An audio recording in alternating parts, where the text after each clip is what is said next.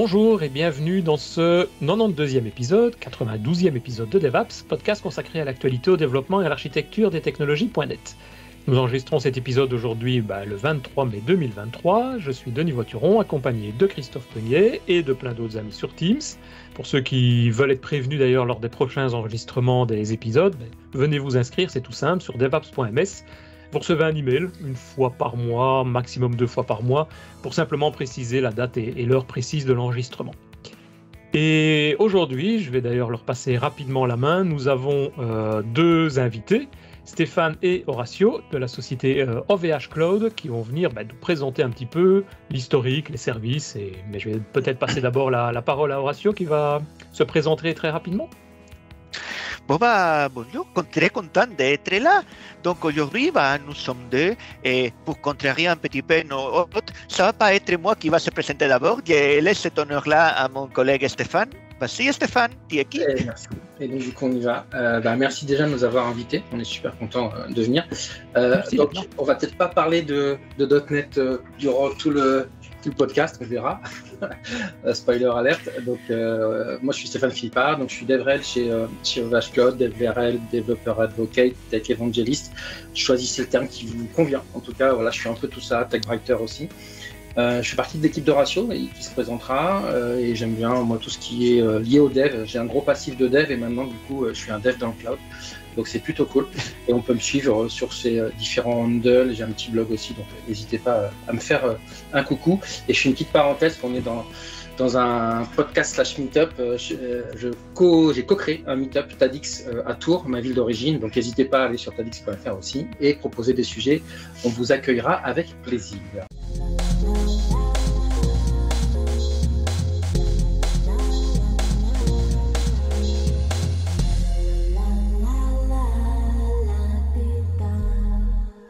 OVH qui va fêter ses 24 ans le 2 novembre, puisque ça a été créé fin 99 par Octave Klaba, qui est polonais, qui est arrivé en France après ses 16 ans, quasiment après la chute du mur. Tiens, je ne sais pas si ça coïncide. Enfin, il est arrivé avec sa famille en France. Spoiler alert.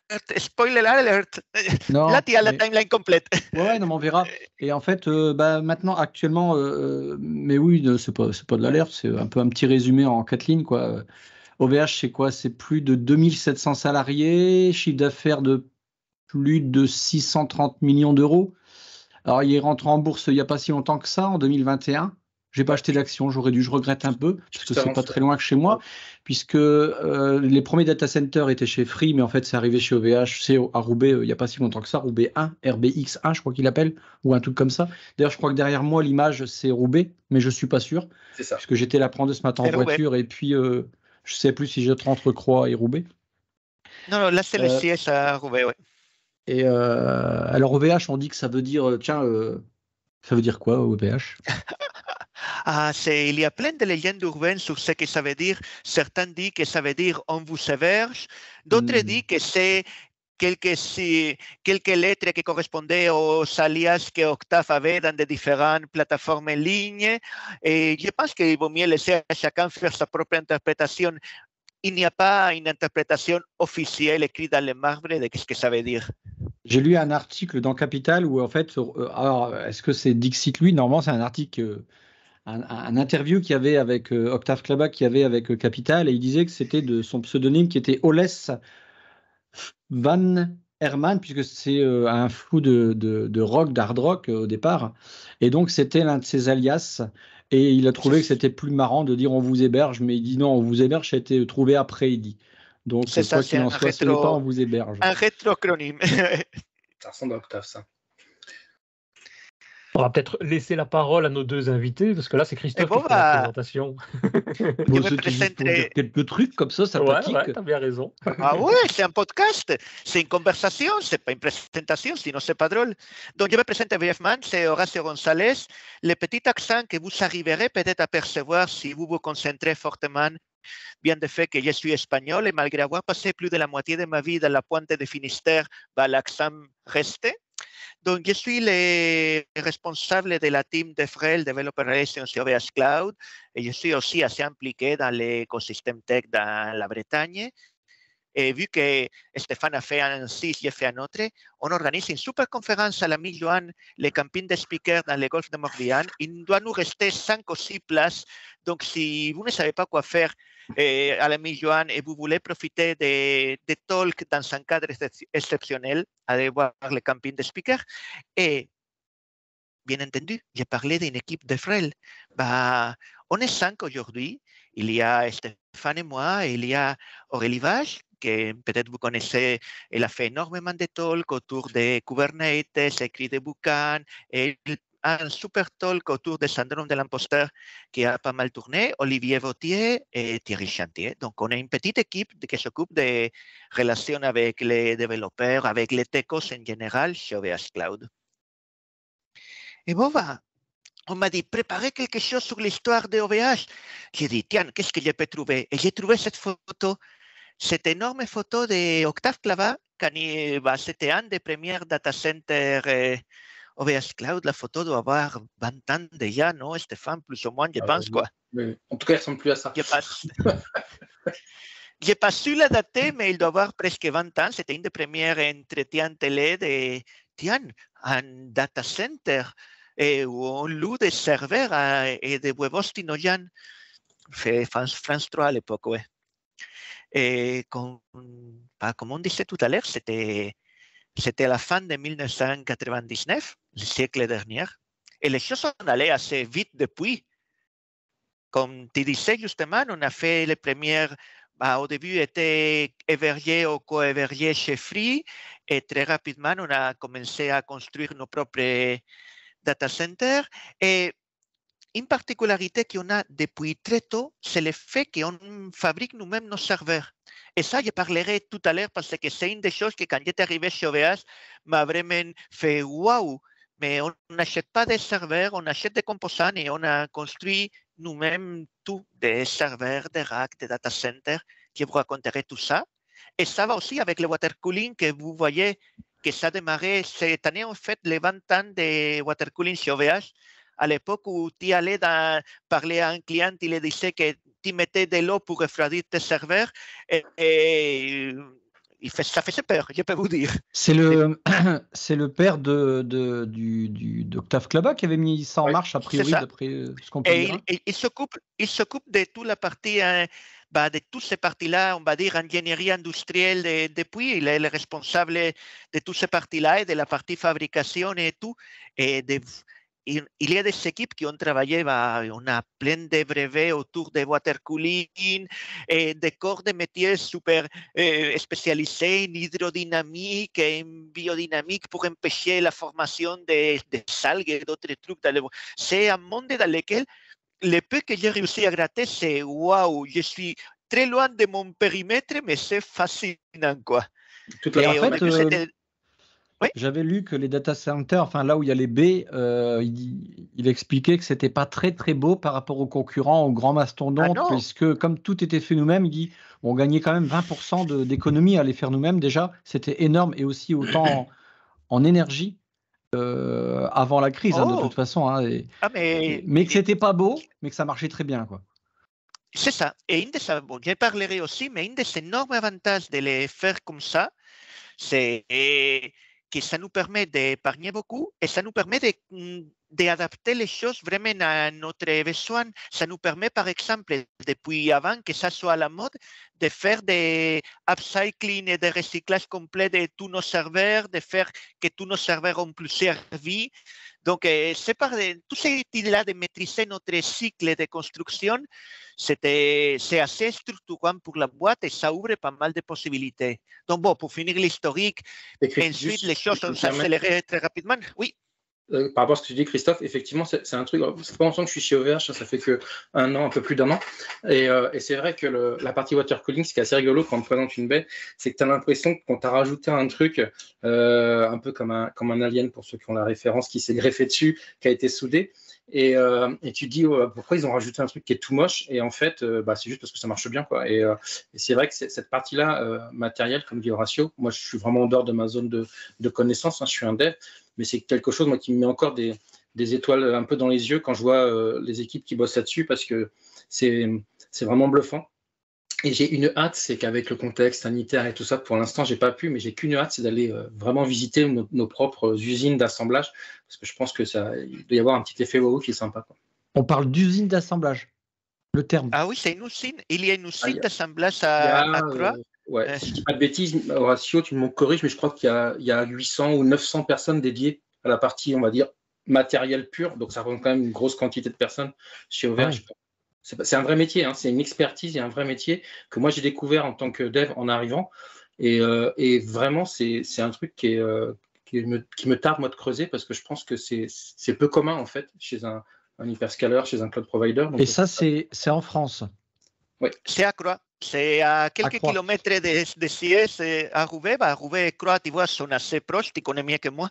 Donc OVH, il a sa propre usine d'assemblage pour tous ses data centers dans le monde, ou alors c'est chaque pays a... Il y a pour l'instant deux grosses usines. Une à Croix et l'autre au Canada, pour les marchés canadiens et américains. Oui. Et ça permet. Bon, je vais accélérer un petit peu. Je parlerai tout à l'heure des data centers qu'on a. Non, tu vas vite, ça permet de... Non, mais je parlerai tout à l'heure des data centers qu'on a. Ça nous permet de maîtriser complètement toute la chaîne. Donc, à Croix, on assemble les composants, les cartes mères et on construit les châssis de chaque ordinateur avec une triple entrée électricité, réseau et eau. Tu cliques, clac. Donc, tu cliques et il est alimenté. Aumentant l'électricité réseau qu'en eau. Et donc, pour faire ça, on construit nous-mêmes nos propres racks. Et plutôt que faire des racks verticaux comme toutes les autres personnes, nous, on a construit des racks horizontaux, des baies horizontales, des baies horizontales. Et là, la baie, elle est alimentée en eau.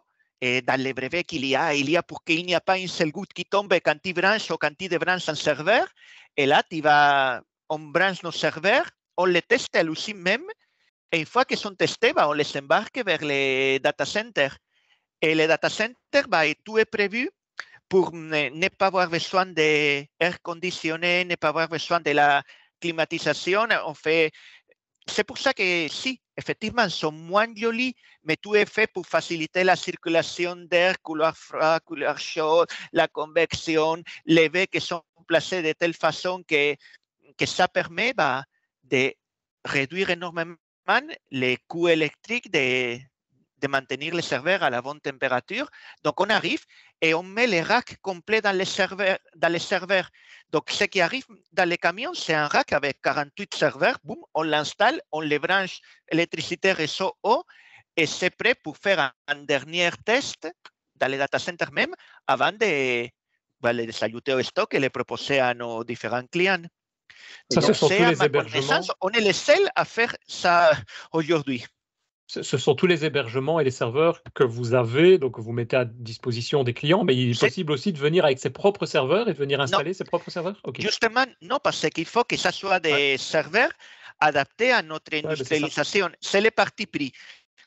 On veut pouvoir proposer les coûts les plus réduits à nos clients et pour ça, maîtriser la chaîne de A à Z et faire des serveurs que, même avec des specs différents, tu arrives, tu les branches, clac, clac, et c'est prêt. Tu arrives avec un rack, tu les montes sur des data centers et c'est prêt. Ça permet d'agiliser énormément tous les processus. Et les prix à payer, c'est qu'on utilise partout, pour tous nos différents produits, nos propres serveurs.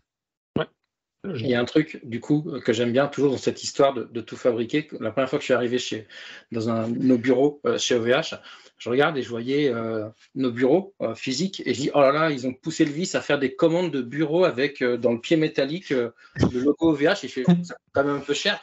Non, c'est pas ça en fait, c'est qu'on a des chutes justement de rack et donc du coup, plutôt que de jeter ces chutes de métal, on fabrique nos pieds de bureau avec du coup les logos qu'il y a sur les racks OVH et tout ça. Donc c'est pour vous dire un peu toute la chaîne.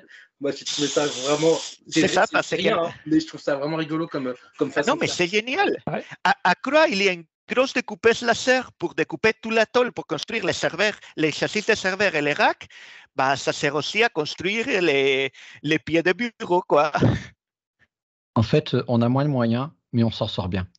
C'est ça. Ils sont même obligés de dessiner à la main les slides. Je ne sais pas si vous remarquez. Oh, ça c'est un peu les vis, quoi. Mais c'est très bien. Ça me fait vraiment penser à Aurélie. Écoute, ceci dit. c'est un peu l'idée. Donc, nous, quand j'ai commencé à faire pas mal de talks, on m'a dit « Ouais, mais le graphiste, tu ne vas pas l'avoir à disposition pour toi à chaque fois, tu produis beaucoup. » Bon, je peux le faire moi-même. Ainsi, fonce. Et depuis, on a commencé avec le blog OVH, blogovhcloud.com, qui est intégralement tous les illustrés à la main. Et depuis, les slides et Aurélie, quand elle a rejoint l'équipe, elle était déjà une pro de dessin, donc il s'est senti tout de suite comme à la maison. Par contre, on ne force pas tout le monde à dessiner. Stéphane, il est un peu moins dessiné, on ne le force pas, quoi. Mais on aime bien les dessins dans l'équipe de vrai, oui. Ce n'est pas une skill rédhibitoire si on veut venir dans l'équipe. Donc, et nous me disent souvent, ouais, vous parlez beaucoup du fait que vous êtes très green, c'est peut-être un peu de greenwashing. Et moi, en fait, non, ce n'est pas de greenwashing. C'est la conséquence de ce que je vous ai dit. Et c'est plutôt, c'est avant qu'être green soit la mode, c'est plutôt une notion de pas gaspiller, de pouvoir réduire les coûts au maximum et donc pouvoir proposer le meilleur prix aux clients. Mais de fait d'avoir fait les choses comme on a fait, de maîtriser ce cycle-là, on peut avoir des efficiences énergétiques et des efficiences d'eau qui sont extrêmement réduites comparées avec toute l'industrie, même avec les leaders de l'industrie. On a énormément travaillé tout pour pouvoir proposer ces valeurs-là, consommation énergétique 1.1 de PUE, ça veut dire qu'il y a en gros à peine 10% d'énergie qui est faite pour des choses qui ne soient pas faire tourner les serveurs. C'est carrément assez énorme la consommation d'eau. Mais une autre chose qu'on parle moins souvent, c'est le fait on parle beaucoup des coûts environnementaux de construire un serveur. Moi, j'ai dit, nous, sur ça, on est plutôt fiers parce que nos serveurs ont tous 3, 4, voire 5 vies. En fait, comme on assemble nous-mêmes tous nos serveurs, une fois que les serveurs arrivent, c'est les haut de gamme, les super, je n'ai pas c'est les super serveurs dernier cri. Les clients l'utilisent pendant une année ou deux, et après, quand ils les lâchent, on les récupère, on les démonte en entier et on teste chaque composant. Et tous les composants qui sont en bon état, on les monte pour faire des serveurs de deuxième gamme qu'on pourra vendre moins cher pour des besoins qui sont pas aussi pointus. Ils vivent deuxième vie, 3-4 années après, on les récupère et à nouveau, on reteste tout et les composants survivants, on les met pour des serveurs de troisième vie, ce qui avant était la gamme Soyuz-Star, que peut-être vous connaissez, ou la gamme Kim Sufi. Maintenant, c'est notre gamme Echo et on fait une troisième, voire une quatrième vie. Et bien entendu, derrière, tout ce qui peut être valorisé en termes de composants est valorisé, mais déjà, tous les composants qui sont en état, ils seront vécus 3 voire 4 vies dans nos data centers. Ça permet aussi d'un côté, réduire l'impact et réduire les coûts, mais ça permet surtout de proposer des gammes de serveurs à des prix très différents, avec des specs très différents aux clients.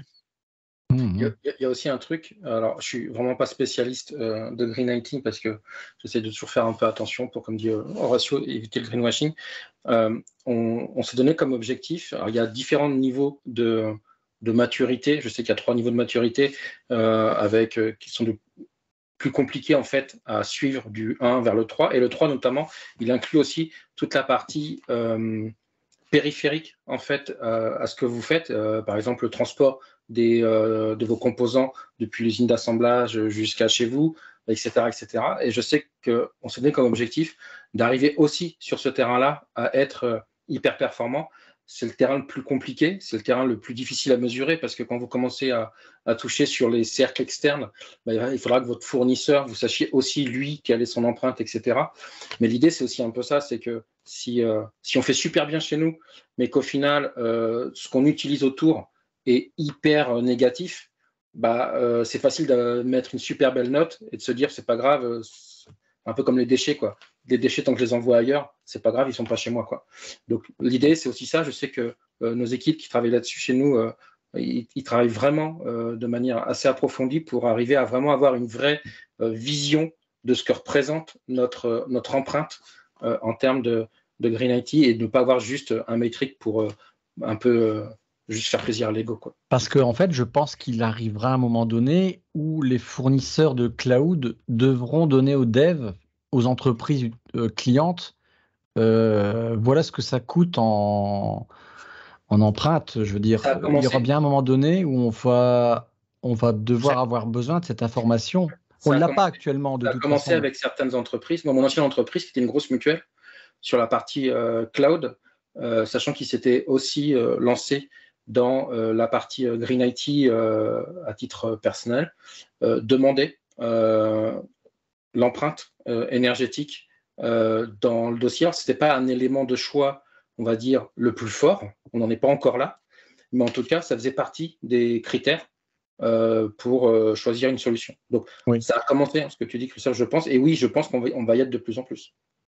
Mais côté OVH Cloud, il y a déjà pas mal de travail qui a été fait en collaboration avec des écoles d'ingénieurs aussi et des centres de recherche pour pouvoir mesurer l'impact réel et pas l'impact qui fait joli en incluant toutes les choses-là des fournisseurs et tout, et pour avoir une vraie calculette qui permet pour la partie bare metal, mais aussi pour la partie cloud, pouvoir dire exactement aux clients des données qui puissent être les plus objectives possibles. Parce qu'il y a par exemple une autre chose que moi, ça me fait kiffer, les data centers. Construire un data center, ça a quand même un coût énorme et tout ça. Chez nous, plus de la moitié de nos data centers, c'est réutilisation des bâtiments. Si on peut avoir des vieux bâtiments industriels, comme il y a plein à Roubaix, par exemple, là où on a nos data centers, on récupère les bâtiments tant qu'il y a une arrivée d'eau et assez d'arrivée d'électricité et on puisse mettre les arrivées des réseaux. Et on n'a pas besoin de construire un bâtiment nouveau. Notre système, avec nos différents racks et tout, s'adapte très bien à des anciens bâtiments industriels. Et donc, aujourd'hui, je crois que c'est plus de la moitié de nos data centers qui sont construits de cette façon-là, en valorisant des bâtiments qui existaient déjà et qui n'étaient plus utilisés. À Roubaix, c'était les anciennes industries textiles, j'imagine. Oui. Je ne sais pas exactement lesquels, mais oui, c'était. Il y a beaucoup de chance. À Roubaix, il y a beaucoup de chance que c'était. Je ne sais pas lesquels, mais je sais que parmi eux, il y a, et c'était toutes ces parties-là qui avaient été désindustrialisées il y a une trentaine d'années. Donc, c'était, même du point de vue éthique, on va dire, je trouve ça cool de voir réutiliser ces bâtiments et donner une nouvelle vie à des zones qui étaient un peu à l'abandon, quoi. Ok. Et sinon, qu'est-ce que je voulais vous raconter d'autre? Oui, celle-là, ouais. Oui. Là, c'est aujourd'hui 34 data centers actifs. Comme vous voyez, il y a beaucoup en Europe.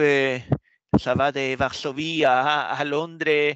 Et on a un nouveau data center qui est ouvert en Inde, à Mumbai, il y a quelques mois. On a des gros data centers aux États-Unis et au Canada. On a aussi une région complète de 8 data centers et on travaille sur une quinzaine de plus pour l'année à venir. Et bien entendu, on a aussi tout notre réseau en propriété. Donc, on a construit notre réseau qui permet de joindre tous nos data centers et plein de points de présence, une quarantaine de points de présence réseau. C'est la réponse à ta question, Christophe. C'est la différence entre cube et cercle. Il y en a, les cubes, c'est les data centers et les cercles, c'est les présences. Non, mais là, j'ai dessiné que les data centers. J'ai voulu simplifier. Là, il y a que les data centers. Il y a une carte. Voilà, c'est des flèches qui indiquent les cercles, c'est où est le data center et ça pointe à combien de bâtiments il y a là-bas. Et tout c'est pixelisé parce que je l'ai recyclé de notre stand de Devox France. On avait fait un grand mur de 3 mètres x 2 mètres pixel avec tous nos data centers. Tiens, vous êtes aux États-Unis? Oui. Vous n'avez pas de problème avec filière complètement. Si, mais c'est pour ça que c'est une filière complètement isolée. Les États-Unis? Non, il a fallu faire les choses bien. Donc aujourd'hui, il y a OVH Cloud Group et OVH Cloud US. Et OVH Cloud US, c'est une entité complètement séparée des points de vue juridiques qui est 100% sujet aux lois américaines, au Cloud Act, Patriot Act, et il y a OVH Cloud Group qui est complètement séparé. Parce que c'était la seule façon de pouvoir garantir justement que les lois américaines et son côté extraterritorial ne nous mettaient pas en porte-à-faux par rapport non seulement à nos principes de protection de la vie privée, mais aussi aux législations européennes, aux législations canadiennes, aux législations indiennes, qui est aussi très poussée en termes de ce qu'on peut faire avec les données. Et pour te donner un exemple, c'est que c'est tellement séparé que typiquement, quand on dialogue avec nos collègues américains, en fait, on passe par Internet pour envoyer un mail, c'est pas un truc interne, et nos infras, en fait, quand on fait des montées de version, j'ai parlé sur un écosystème que je connais qui est le côté IA. En fait, c'est pas répliqué en automatique comme ça peut l'être dans tous les data centers. On a des gens qui travaillent sur place et qui font les mises à jour, les upgrades et tout ça, que ce soit de matériel ou de notre stack, parce que du coup, on peut pas le piloter directement depuis la France. On a vraiment des tuyaux séparés, on est vraiment des entités séparées. Donc ça pose des problèmes de logistique, ça pose des problèmes de se dire on a le même produit avec la même version partout, mais ça solutionne tellement l'autre problème dont parle Horatio sur le Cloud Act et tout ça, que je pense que le jeu en vaut largement la chandelle. Et puis clairement, enfin on va pas se mentir, on peut pas non plus dire le marché américain nous intéresse pas, on reste entre nous. Ce serait c'est la seule possibilité pour être sûr qu'on peut être fidèle à nos principes, mais fidèle aussi à la loi, soyons clairs. Donc on a, voilà, nos services juridiques avaient beaucoup travaillé sur le sujet et la séparation, c'était la façon aussi d'être clair, de rassurer nos clients, mais surtout aussi d'être sûr nous-mêmes que ça ne pose pas de soucis. Les données de nos clients, elles appartiennent aux clients, quoi, au final. C'est un peu la base. Ouais, oui. Ça, ouais. Oui, parce qu'en fait, là, je marquais justement dans le chat, pour résumer, c'est pour empêcher la NSA d'aller sur les serveurs, quoi. C'est ça. Oui, tout à fait ça. C'est ça. La vache. Et mais du coup, il n'y a pas une façon de faire autrement, quoi. Du coup, si on veut une réplication mondiale, petite parenthèse, si on veut une réplication mondiale, il faut se positionner après au Canada par rapport à l'Europe. Les clients qui veulent une réplication mondiale préfèrent faire au Canada et s'ils veulent faire côté États-Unis, ils sont en gros comme s'ils avaient des providers avec les mêmes services, les deux providers et les mêmes types d'interfaces, mais des providers séparés, quoi. Et tu n'as pas une interface unique pour faire des US et les rester. Mais c'est la seule façon, si tu veux le faire bien et celui qui te dit le contraire, c'est que quelque part, il n'a peut-être pas assez étudié le sujet. C'est qu'il y a un trou dans la raquette.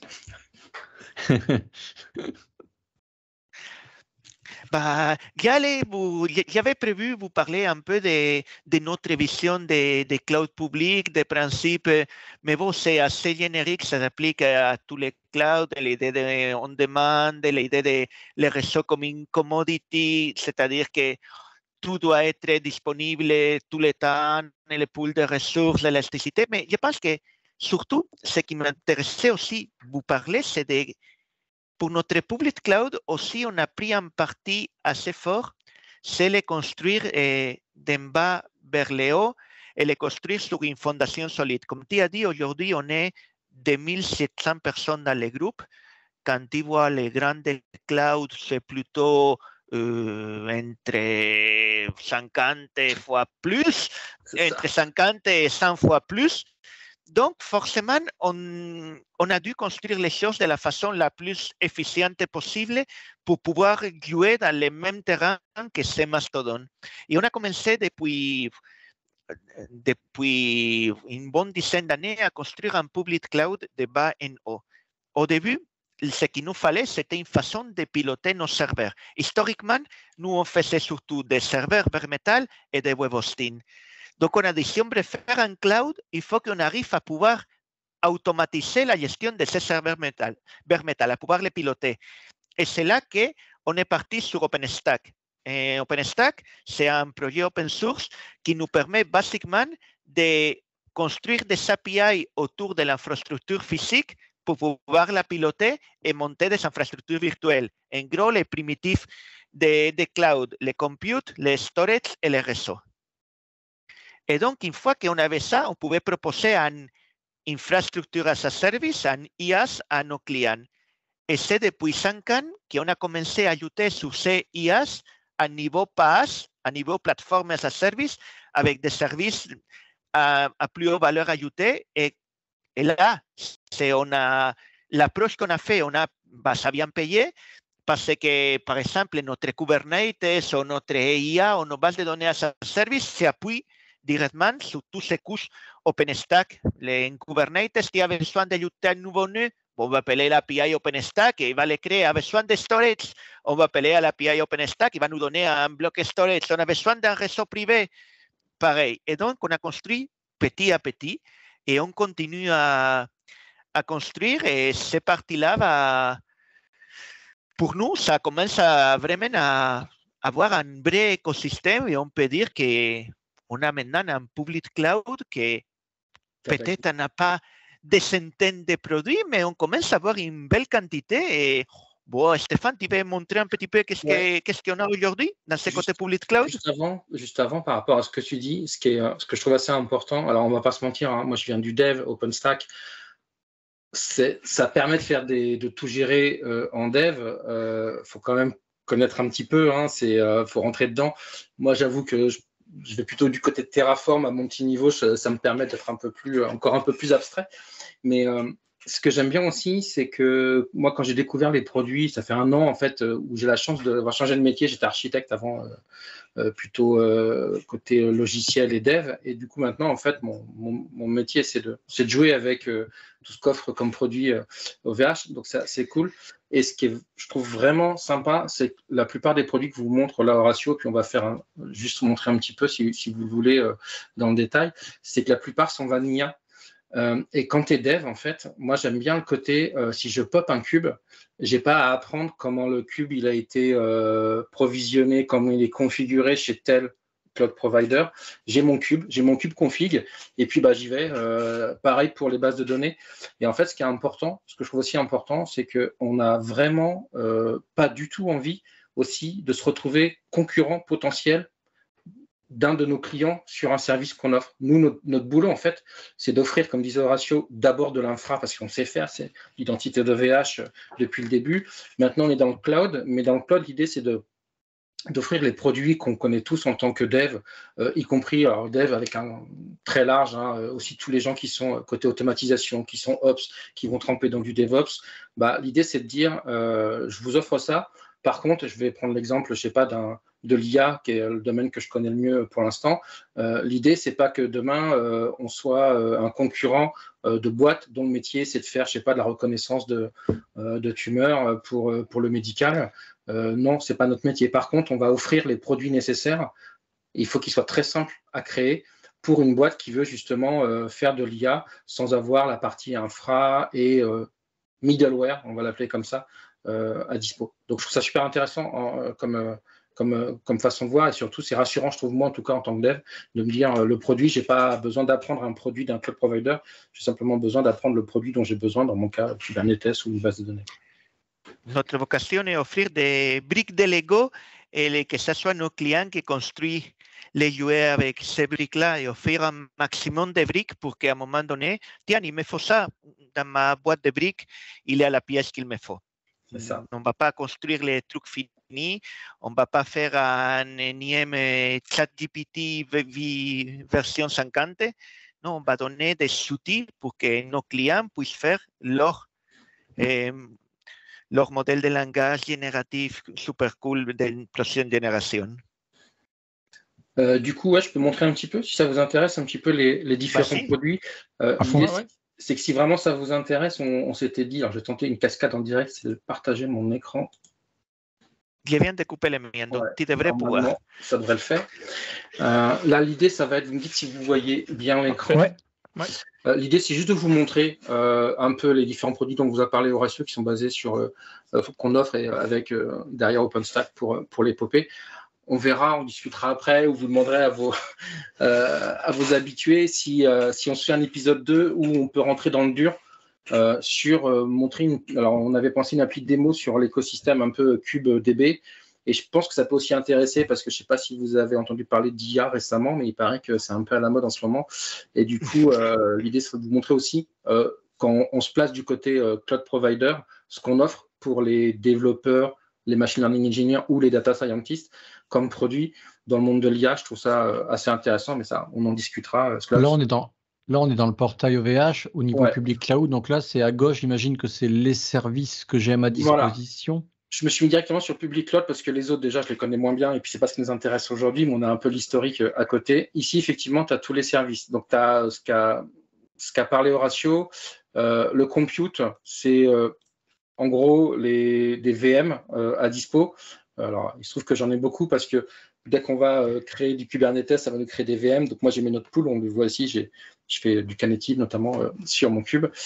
Donc là, c'est vraiment du classique. Hein. Si je veux créer un truc, je vais créer une instance. Je vais choisir. Je crois qu'on ne les voit pas encore. Ou c'est peut-être moi, mais je vois. Je ne sais pas si vous les voyez. Moi, je ne vois pas. Je vois la page d'accueil de tes instances. Oui, c'est ça. Pour le moment, on voit la page d'accueil, mais on voit le curseur qui bouge. Donc, c'est étonnant. Et pourtant, alors, je vais tenter de partager. Tu veux que j'essaye ? Je vais juste partager que mon navigateur, voir si c'est ça. Parce que là, c'était mon écran, je partageais. Oui. Faisons une cascade. Alors. Mais bon, on a un catalogue assez riche d'instances, des instances normales, des instances spécialisées, plus de mémoire, plus de CPU, des instances GPU récemment, et même d'instances bare metal en bêta. Ça veut dire qu'on va pouvoir prendre un serveur bare metal et payer à l'utilisation et le mettre à côté des instances virtuelles.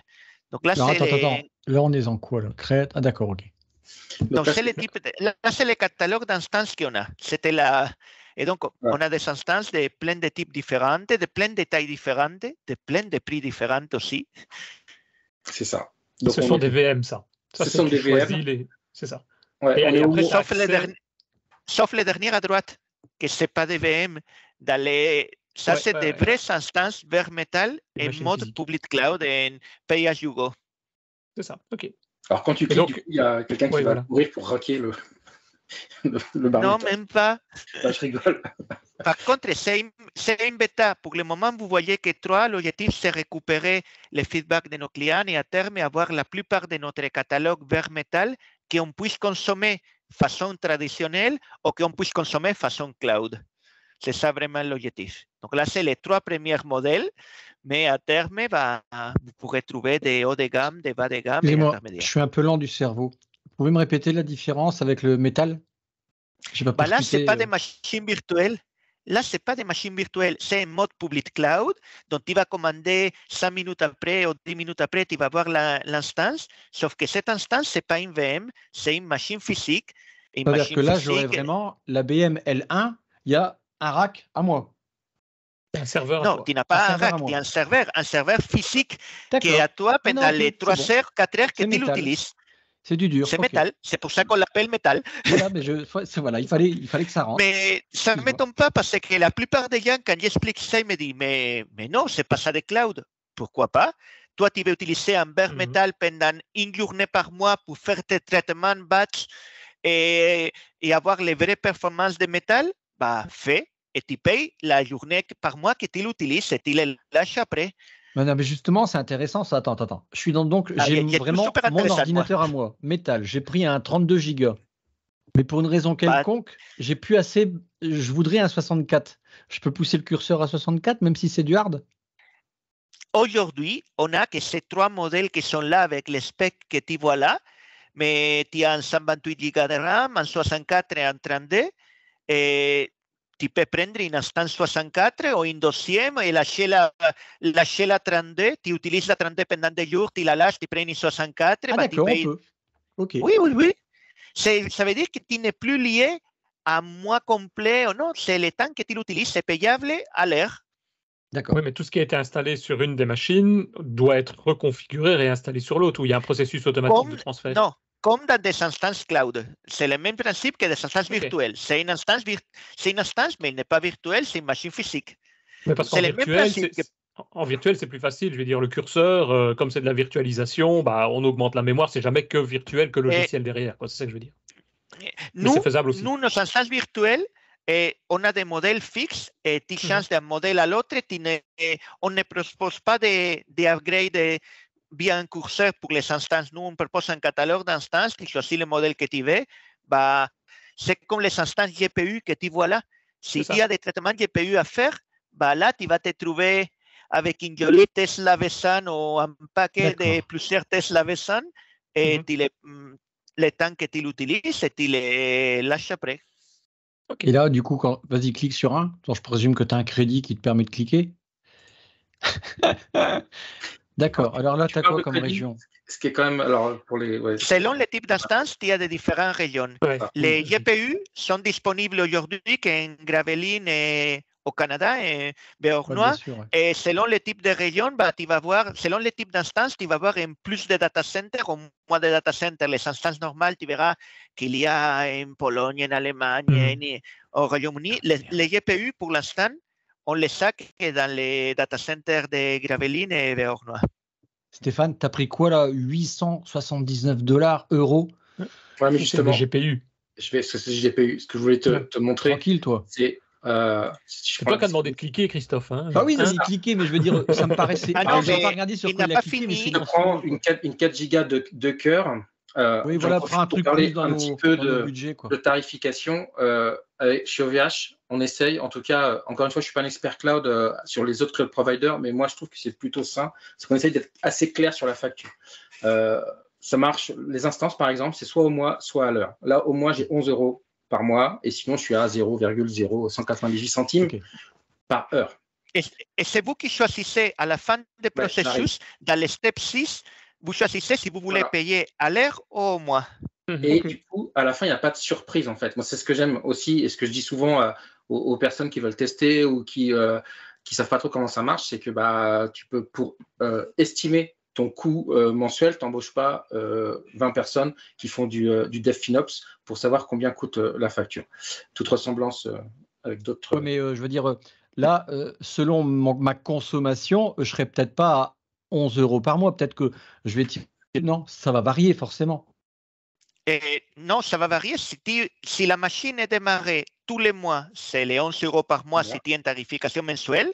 Si tu prends la machine et tu la lâches au bout de 2 semaines, si tu as une tarification mensuelle, ça va être les 11 €. Et si tu as une tarification horaire, c'est le temps que la machine aura été démarrée dans les mois. Tu payes à l'heure. Tu payes au mois, tu payes 11 €, quelle que soit l'utilisation que tu fais de ta machine. Oui, elle est tout le temps. En gros, c'est comme si elle était tout le temps allumée, quoi, la machine. C'est ça. Et si tu fais à l'heure, c'est mensuel, oui. Il faut être intelligent dans l'utilisation. C'est que quand c'est à l'heure, faut. Et de toute façon, à un moment donné, on vous l'indique. Quand on voit que la tarification horaire commence à être un peu moins intéressante que mensuelle, dans les détails de l'instance, à un moment, il y a marqué est-ce que vous voulez switcher sur une tarification mensuelle. Et du coup, c'est là où on peut switcher. Je pense qu'on a perdu Christophe dans la bataille. Oui. Il va revenir son PC, enfin je ne sais pas, à planter. Ok, je continue rapidement. Oui, vas-y. Donc après, bien sûr, on peut choisir plein de choses. On peut même choisir de Windows. Ouais. C'est dommage, Christophe n'est plus là, c'était une de ses questions, je crois qu'il voulait poser. Mais pas sur les Discovery. Les Windows demandent les instances normales. Les Discovery sont trop petites pour faire tourner des Windows en conditions. Mais quand on choisit un système, que ce soit Windows, Linux, peu importe, on choisit avec une version, il y a des systèmes de mise à jour automatique sur lesquels vous intervenez, c'est-à-dire est-ce que vous pouvez mettre des services supplémentaires ou on a vraiment accès à la machine, on fait ce qu'on veut, mais si on ne fait rien… vous avez accès à la machine et vous pouvez bien entendu faire ce que vous voulez avec et on propose via l'interface après de mettre à jour la version si vous voulez de façon plus ou moins automatisée. C'est ça, oui, c'est possible aussi. Okay. Il y a une partie manager, notamment si je vais sur Kubernetes après, régulièrement, tu as un petit pop-up qui te dit attention, on vous conseille de mettre à jour, tu cliques sur le mise à jour et ça te met à jour les patchs, etc.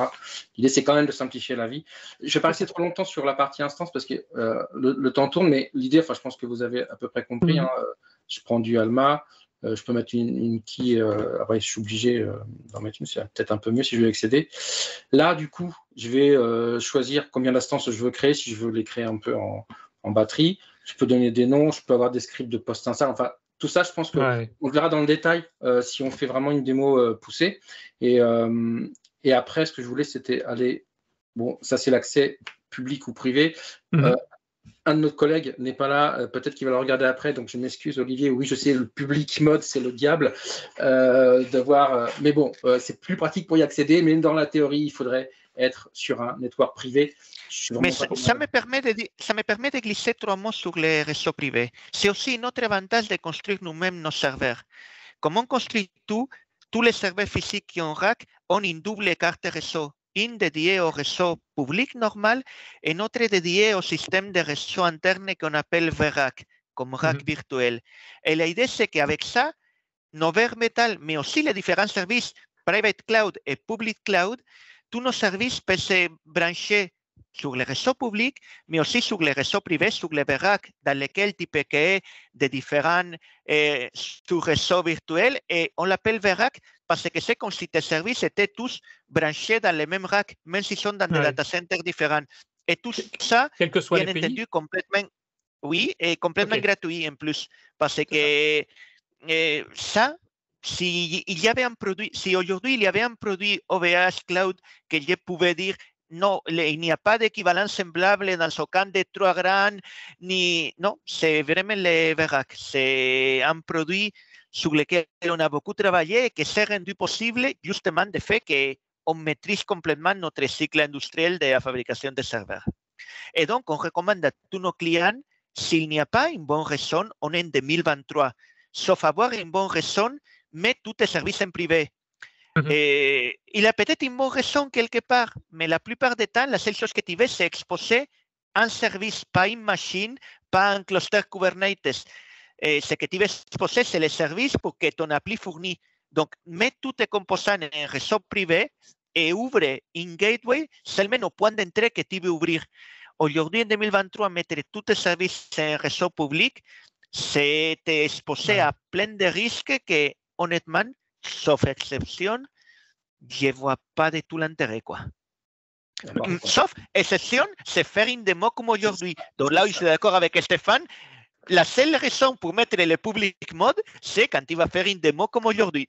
Et on a aussi un truc qui est sympa. Alors, c'est pareil, Olivier m'en voudrait, je n'en parle pas, la partie floating IP, qui permet de faire un peu des économies sur la création d'IP, où on peut avoir une IP qui pointe sur telle ou telle instance, et on choisit un instant T que la même IP, en fait, va pointer sur une autre instance.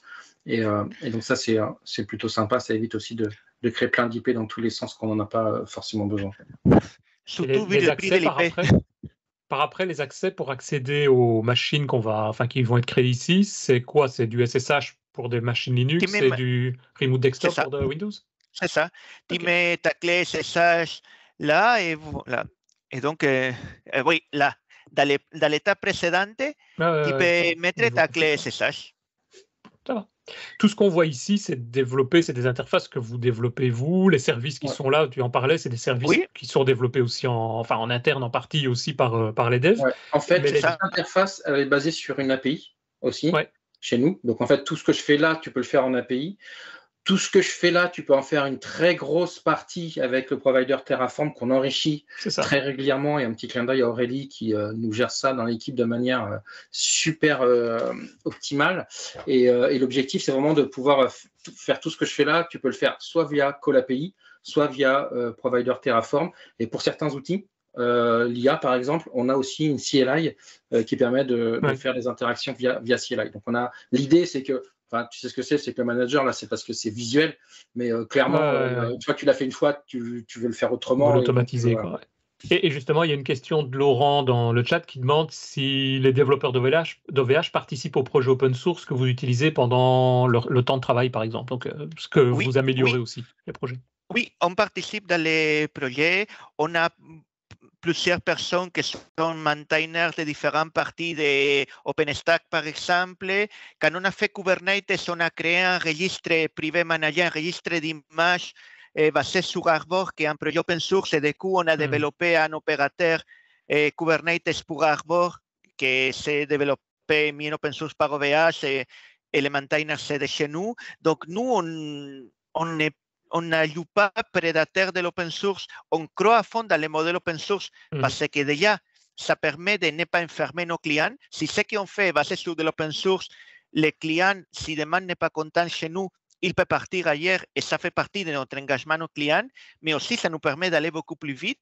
Mais c'est une communauté et là, tu ne peux pas être en mode prédateur. Donc, on collabore dans plein de projets et on collabore de façon différente aussi. Des fois, on collabore aussi dans la gouvernance, en sponsorisé, en OpenStack, on est membre de la fondation, on est membre de la CNCF, on donne de l'infrastructure pour des projets comme Jupyter, que c'est un notebook utilisé côté IA parce qu'on l'utilise beaucoup et là, on est donneur d'infrastructures. Donc, on collabore de plein de façons différentes avec l'open source. Et accessoirement, on est aussi, si on va sur OVH Cloud, sur le github.com/OVH, j'espère que ça a switché sur l'écran, mais on a aussi où on est à l'origine. Je pense à un Venom qui vient faire du test en fait dans du Go.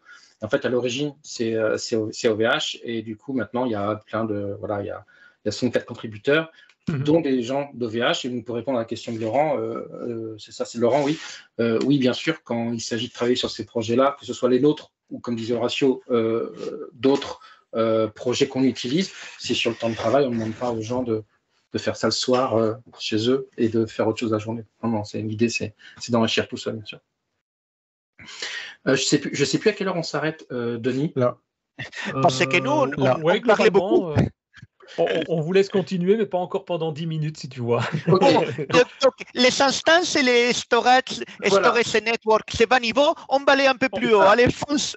On a prévu de toute façon, je t'interromps juste 2 secondes, on a prévu de toute façon, j'ai subtilement mis un 1/2 dans la présentation, puisqu'on avait parlé de pouvoir faire effectivement une deuxième version, pour aller plus en profondeur sur certains services si vous le souhaitez. Quoi. Ça peut être intéressant. Parce que je pense qu'il y a beaucoup à dire. Ouais. Je pense que...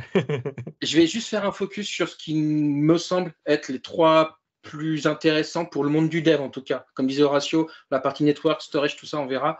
Le Blinker Load, vous voyez, là, j'en ai 2, c'était assez simple. Donc, on a vraiment on avait la partie, je vais la retrouver, voilà, container, donc Kubernetes. Alors, je vais juste faire un focus sur le Kubernetes et la Private Registry. Kubernetes, je vous l'ai dit, c'est du Kubernetes classique. Quand on crée un cluster, je vais aller assez vite sur la partie ici, c'est juste que je vais vous montrer. Voilà, on a les 3 versions. On a la 24, la 25, la 26. La 27 est dans les tuyaux, bien entendu. Une fois que tout ça est créé, en fait, derrière, on a un kubectl de base et derrière, c'est parti, kubectl. Et là, je fais ce que je veux. Je suis cluster admin, bien sûr. Donc après, je vais faire tous mes services account, etc. Mais je suis vraiment dessus. Ce qui est super intéressant, mais on y reviendra quand on fera les démos, sur Kubernetes, c'est que le control plane, donc de mon cluster, donc vraiment la mémoire de et mon orchestrateur côté Kubernetes n'est pas facturé. On ne facture que les workloads, que les node pools. Bien sûr, on propose... En termes pratiques, ça veut dire que si tu montes toi ton propre cluster Kubernetes sur notre public cloud ou tu prends notre cluster manager, ça va être moins cher le cluster manager que le cluster que tu t'installes toi-même. C'est ça. Ouais. Et on a quelques articles de blog en expliquant comment on le fait, parce qu'on l'avait commencé en 2018 avec quelque chose qu'on appelle Kubinception, c'est-à-dire on fait des cubes sur cubes. Si vous aimez Kubernetes, dans notre blog, on avait d'articles en expliquant comment et pourquoi, parce qu'on aime bien aussi expliquer comment on fait les choses. C'est ça. Et ce que je dis souvent, moi, aux devs que je croise, si tu es un peu intelligent et que tu fais un peu d'automatisation, en fait, tes workloads, tu peux très bien les créer. Et ce qui est rigolo, c'est que j'ai même des clients qui me disent oui, mais nous, de toute façon, la nuit, en fait, on détruit. Et puis le matin, en fait, on recrée parce que la nuit, on n'a pas de trafic, on n'a pas besoin que ça tourne. Et donc, du coup, on préfère faire comme ça. Donc là, il y a plein de petits trucs à faire. Et dès qu'on est dans l'automatisation, il faut vraiment se faire plaisir. La registry, comme disait Horacio, c'est du Arbor. Je n'ai rien d'autre à dire, si c'est que ça marche bien. On sait que maintenant, les registries, ça devient compliqué d'avoir du gratuit. Et c'est bien normal, il faut que aussi les projets vivent. Je pense aux registries comme Docker Hub, etc. Là, voilà, en termes de registry, ça pop à Arbor et après, on est vraiment autonome. Donc ça, c'est vraiment sympa sur cette partie-là. La partie database, je l'ai passée. Elle est... En storage, là. Donc, database, je ne vais pas tout faire parce qu'il y en a plein. Mais l'idée, c'est toujours pareil. Je veux popper une base. Là, il y a quand même beaucoup de bases différentes, beaucoup de versions différentes. Encore une fois, l'idée, c'est que ça pop selon mon besoin. On a 3 types de facturation, mais je pense qu'on pourra le voir un peu plus dans le détail. Ça va jouer sur la partie sizing et puis aussi la partie feature pour certaines distributions. Donc voilà, c'est assez classique au final, mais encore une fois, c'est du vanilla. Donc quand je vais popper une base de données, je sais pas, Mongo, j'ai du Mongo et j'ai pas du Mongo à la sauce OVH. Il y a un truc que j'aime beaucoup, mais ça c'est parce que j'aime bien les opérateurs Kubernetes. On a un opérateur, la Kubernetes, bien sûr, qu'on met en open source, qui fonctionne sur n'importe quel d'ailleurs Kubernetes que vous auriez, qui va nos bases de données. Comme disait Horacio, par défaut, l'idée, c'est de ne pas tout mettre public. Donc, elles ont un mécanisme de whitelist d'IP pour éviter qu'on se mette une base de données sur Internet et que tout le monde y accède. Et donc, ce qui est un peu gênant quand vous faites du Kubernetes en scaling, auto, etc., c'est que les IP changent potentiellement. Et du coup, maintenant, on a un opérateur qu'on déploie sur soit un cube qui est chez nous, mais soit un cube qui est chez la personne, au final. C'est ça qui est assez cool. Et qui dit, tiens, moi, je suis en train de... j'ai cette IP-là, rajoute-la moi automatiquement. Comme ça, quand je vais... on l'a open sourcé aussi. On parlait d'open source tout à l'heure. Voilà. Ouais. Et ça, c'est cool, parce que ça évite d'aller faire des actions manuelles ou même automatisées, mais toujours en scripté. Et puis, mon petit chéri, pour la fin, parce que c'est mon domaine actuel depuis chez OVH, la partie IA, très rapidement, en fait, on a 3 produits. On a un produit qu'on appelle AI Notebook. Là, l'idée, c'est quoi? J'avais préparé une petite démo qu'on fera donc du coup dans le 2. La prochaine fois, ouais. Voilà, c'est un notebook qui pop soit un Jupyter Lab, en mode solo ou en mode collaboratif, puisque Jupyter Lab a fait du collaboratif, vous savez, un peu comme dans VS Code, où on peut être plusieurs à bosser, soit un VS Code, et ça se trouve pour la démo qu'on fera, si on se revoit, il y aura peut-être du MATLAB, qui me rappelle des souvenirs quand j'étais étudiant il y a très très longtemps. Et donc en gros, l'idée, c'est je conçois mon modèle, en fait. Là, je suis data scientist et je conçois mon modèle et puis je peux un peu l'entraîner. Bien sûr, CPU, GPU, comme toujours. Training, en fait, c'est une fois que j'ai mon modèle et que j'ai d'autres datasets, je peux l'entraîner et l'enrichir dessus. Derrière, c'est du cube. Donc, en fait, ça va être quoi? Ça va être un job au sens Kubernetes qui va être lancé. Il va s'entraîner. Puis, une fois qu'il aura fini, il va s'arrêter. C'est pour ça que là, on voit que j'en ai un done parce que j'ai fait un entraînement d'un ancien modèle, bien sûr, qui va pouvoir m'écrire des choses sur de l'object storage qu'on aurait fait. Et puis AI Deploy, qui est le petit dernier qui vient de sortir, qui est en fait moi je dis de l'IA as a service, où c'est un CASM dédié IA. Et là, l'idée, c'est de dire, moi, j'ai une image. Ce qui va arriver bientôt, c'est qu'on va avoir un gros portfolio de partenaires. J'ai une image, je sais pas, qui fait du text-to-speech, mais je veux pas du coup m'ennuyer à faire un service.yaml, un deploy.yaml, un je sais pas quoi.yaml côté Kubernetes. Je veux juste la lancer. Et là, en 2 clics, en fait, l'image, elle se lance. Il y a du scale-up, il y a du scale-down sur la partie conso GPU / CPU ou conso mémoire. C'est tout automatisé, il ne faut pas être ceinture noire ni de Docker ni de Kubernetes. On peut faire ses propres images. Alors, au début, ça a un intérêt. Je pense que plus ça va aller, plus on va avoir des entreprises qui vont, comme un peu à la Hugging Face, qui vont proposer des images toutes faites avec des modèles pour faire de l'inférence. Donc là, l'idée, c'est vraiment j'ai un modèle et je veux le rendre public, soit sous forme d'API, soit sous forme, pourquoi pas, une petite appli web. Et tout ça, on a une démo qui tourne, qu'on pourra vous montrer si ça vous intéresse, parce que c'est très simple dans l'aspect, parce que c'est vraiment une orientation, comme je disais, dev ou machine learning engineer, comme on veut. Et l'idée, c'est de dire, moi, je sais ce que je fais en termes d'appli. Par contre, je ne veux pas m'embêter avec la partie GPU, etc.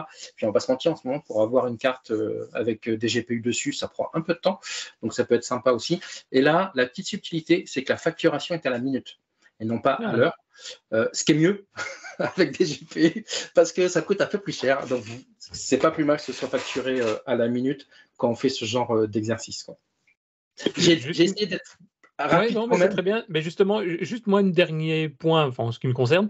Donc là, c'est les différents services. Tu as parlé, oui, database, machine, etc. En termes de stockage, vous avez quelque chose qui permet, on va dire, juste de stocker. C'est ça, c'est Object Storage. On a récemment mis à jour ça. Avant, historiquement, on avait du Swift. Et puis maintenant, on a du S3 avec simplement deux variantes. C'est simplement une très rapide et une normale qui suffit pour la plupart du temps.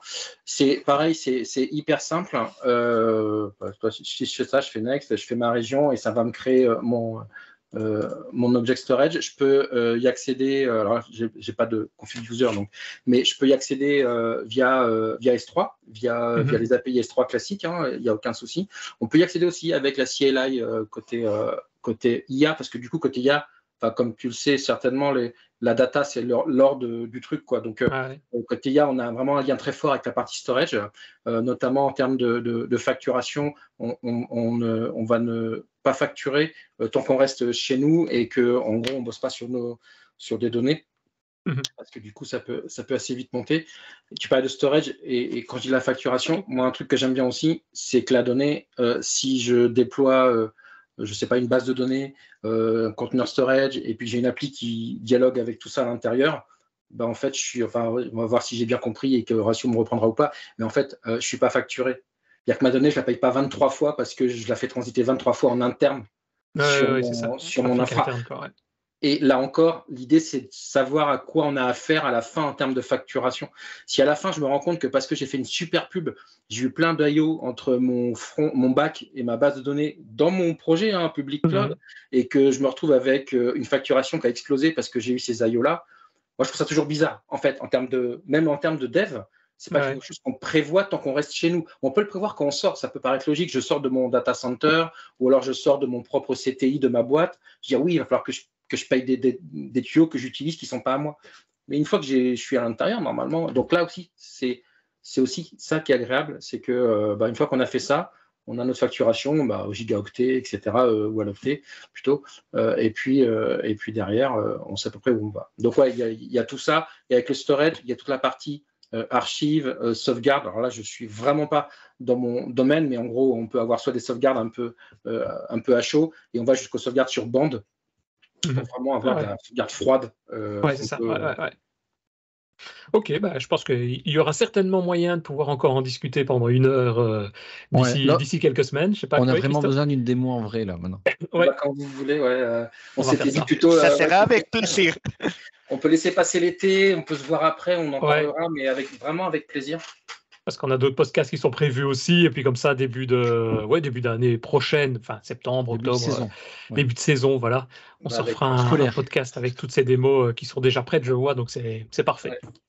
Et je me permets de faire un insiste par rapport au chat. On parlait de S3. Oui, S3, comme les protocoles d'un certain cloud provider, S3, c'est devenu un standard de facto pour les object storage. Donc, on a les protocoles 100% compatibles S3. Derrière, c'est la technologie OpenIO, que c'est une boîte de groupe. Et cette technologie open source, c'est toujours dans la même philosophie de on ne veut pas vous enfermer dans un truc propriétaire.